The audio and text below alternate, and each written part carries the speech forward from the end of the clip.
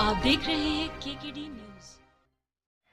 नमस्कार, KKD news में आपका स्वागत है। मैं हूं आपके साथ नम्रता शर्मा। ये नजर डालते हैं खबरों पर। भोपाल के यूनियन कार्बाइड में हुए गैस लीक कांड के 40 साल बाद जहरीले कचरे को निष्पादन के लिए पीतमपुर भेजा गया है। जहरीले कचरा भेजे जाने के बाद मुख्यमंत्री डॉक्टर मोहन यादव ने यूनियन कार्बाइड के कचरे के निष्पादन पर प्रेस कॉन्फ्रेंस कर विस्तृत जानकारी दी। सीएम ने कहा कि सरकार ने संवेदनशीलता के साथ निर्णय लेकर भोपाल से 358 टन जहरीले कचरे को हटाया है। सीएम ने कहा कि 40 साल से उस कचरे के साथ भोपाल में रहते आए हैं, अब कोई आशंका नहीं होनी चाहिए। कचरे का गहन परीक्षण किया गया था, उसके बाद ही उसे पीतमपुर भेजा गया है। सीएम ने कहा कि घटना को 40 साल हो चुके हैं। वहीं सीएम ने कहा कि वैज्ञानिकों के अनुसार इस तरह की रासायनिक का प्रभाव 25 साल में खत्म हो जाता है। इसको तो 40 साल हो गए हैं, इसलिए किसी को डरने की जरूरत नहीं है, क्योंकि जब इस कचरे के निस्तारीकरण का निर्णय लिया है तो कई एजेंसियों के सर्वे के बाद लिया गया है। मुख्यमंत्री ने कहा कि इस कचरे को हम पीतमपुर में जलाने जा रहे हैं, उसको पहले भी ड्राई रन कर चुके हैं, जिसकी रिपोर्ट सुप्रीम कोर्ट में जमा की थी। उसी रिपोर्ट के आधार पर सुप्रीम कोर्ट ने इस कचरे को नष्ट करने के निर्देश हमें दिए थे, जिसमें ये साफ कर दिया था इस कचरे के जलने से पर्यावरण पर कोई प्रभाव नहीं पड़ेगा। इस मौके पर सीएम ने कांग्रेस पर निशाना साधते हुए कहा कि कांग्रेस सरकार के कारण भोपाल गैस कांड हुआ था। कांग्रेसी पीतमपुर में विरोध कर रहे हैं, लेकिन कांग्रेस वाले भोपाल आकर कुछ नहीं बोलते हैं। निष्कर्षों को शपथ पत्र के माध्यम से सुप्रीम कोर्ट में प्रस्तुत किया था। अगस्त 2015 में ये ट्रायल रन सफलतापूर्वक किया जाकर के केंद्रीय प्रदूषण नियंत्रण बोर्ड द्वारा प्रायोगिक निपटान की समस्त रिपोर्ट पुनः सुप्रीम कोर्ट में हमने प्रस्तुत की। इन समस्त रिपोर्ट में से स्पष्ट रूप से उभर कर सामने ये आया, इस कचरे के निपटान से वातावरण में कोई किसी प्रकार का नुकसान स्पष्ट नहीं हुआ है और माननीय उच्चतम न्यायालय ने सभी रिपोर्ट के गहन परीक्षण के पश्चात ही आगे बढ़ने के लिए और उसे नष्ट करने के लिए हमें निर्देशित किया। इन सब कोर्ट और जानकारी के बाद ही चीफ सेक्रेटरी को बताया गया था कि आसपास के गांवों के स्वास्थ्य संबंधी परीक्षण, फसल की उत्पादकता पर प्रभाव, केंद्रीय जल स्रोतों के गुणवत्तापूर्ण परीक्षण और तीनों विधाओं में पाया गया कि ये इस प्रकार की कोई भी रिएक्शन, कोई भी नुकसान, नकारात्मक परिणाम नहीं आए। और इसीलिए इस कचरे निपटान की सारी प्रक्रिया में शासन ने हमारी अपनी गंभीरता रखते हुए इस तरह से बढ़ने का प्रयास किया कि सालों पुरानी एक परेशानी, इस परेशानी से निपटने के लिए योग्य मार्गदर्शन वैज्ञानिकों की उपस्थिति में क्रमशः इस दिशा में ठोस कदम उठाया जाए और सभी प्रकार की टीमें जैसे केंद्रीय प्रदूषण नियंत्रण बोर्ड, मध्य प्रदेश प्रदूषण नियंत्रण बोर्ड और अन्य लोगों की उपस्थिति में इस प्रकार से इस कचरे का निपटान किया जाए।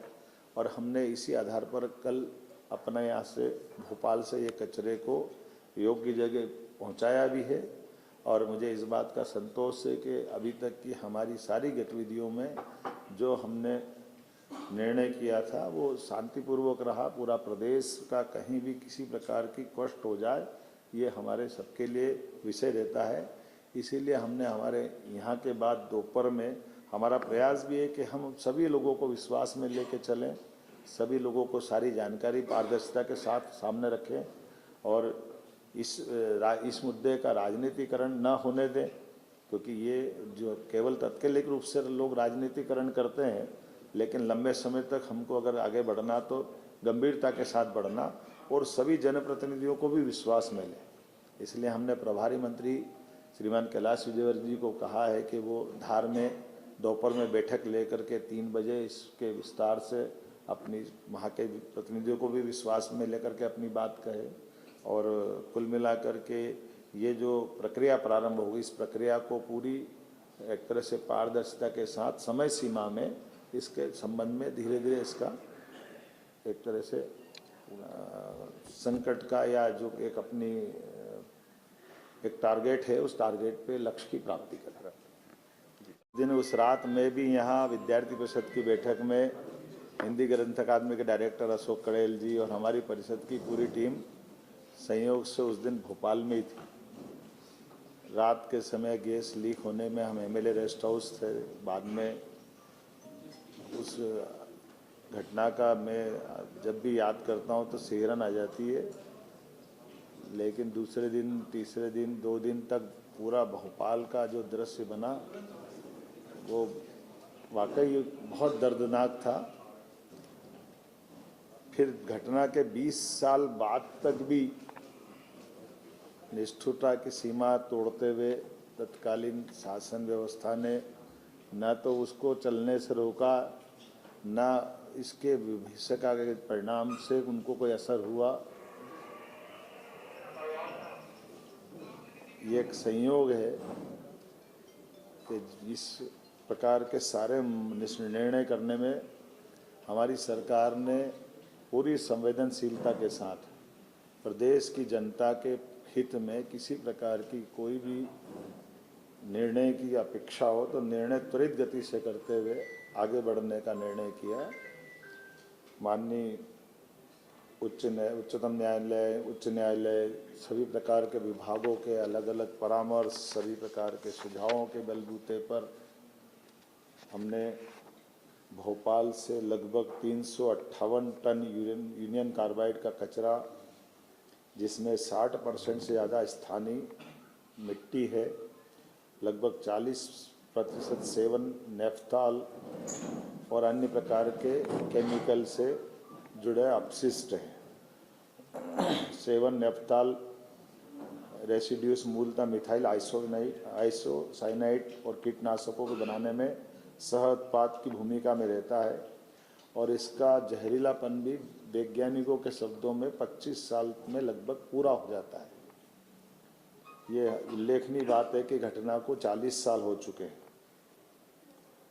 ऐसे में स्वाभाविक रूप से कई सारी जो आशंकाएं हैं, उन आशंकाओं का अपने आप इस बात का उत्तर मिल जाता है। और ये इस बात का भी उत्तर है कि 40 साल से ही हम सब उस कचरे के साथ भोपाल में रहते आए। ऐसा नहीं कि कहीं से आ रहा है, भोपाल में ये कचरे के साथ ही सारे लोग रहते आए हैं। तो इसलिए इस चीज़ को स्मरण में भी रखना है कि जिस बात को तथाकथित लोग एक आशंका से मन में लाते हैं, उनके लिए सारी बातों को समझाने के लिए मैंने बात कही है। इस कचरे के निपटान की प्रक्रिया में दुनिया में शायद ही इतना गहन परीक्षण किया होगा।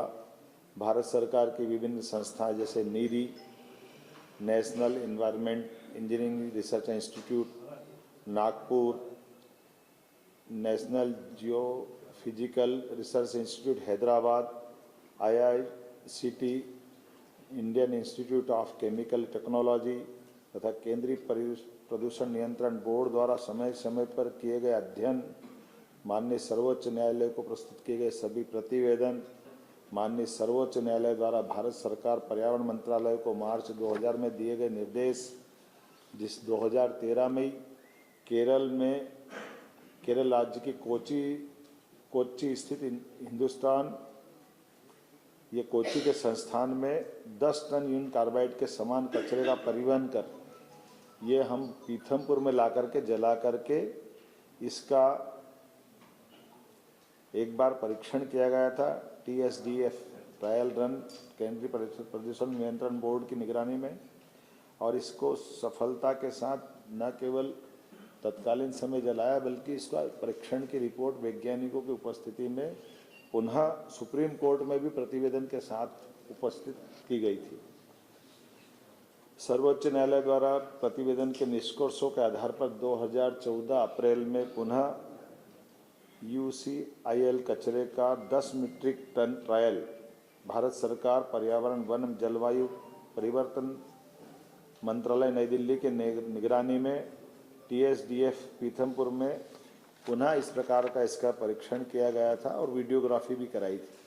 और देखिए, दिन बराबर है 365। कोई विक्रम उत्सव से गिरेगा तो उसका पहला दिन गुड़ी पड़वा आता है, अंग्रेजी साल से जोड़ेगा तो 1 जनवरी आती है। सवाल इस बात का नहीं, सवाल इस बात का है कि हमको सुप्रीम कोर्ट के निर्देश का पालन करना है और अपने जनता के बीच जागरूकता के साथ, सरकार की चैतन्यता के साथ सभी प्रकार के जनता को हानि से बचाने के जो जो उपाय हो सकते हैं वो सब करते हुए ठोस कार्रवाई करना है। चलिए, बहुत धन्यवाद। विषय पे रहो। एक बात ये समझिए, दिन में वो जब बैठक करेंगे तब बता भी देंगे। दूसरी आपकी जानकारी के लिए बता दें कि इसके निपटारे से जलने के बाद जो राख बनती है या जलाई जाएगी, वो नीचे सीमेंट कंक्रीट के ठोस आधार के बाद जलाई जाएगी और राख को भी उठा करके अपने कंटेनर में रखेंगे। तो पानी कहाँ आ गया और कहाँ से नीचे पहुँच गया वो। खबरों में बने रहने के लिए धन्यवाद। देखते रहिए केकेडी न्यूज।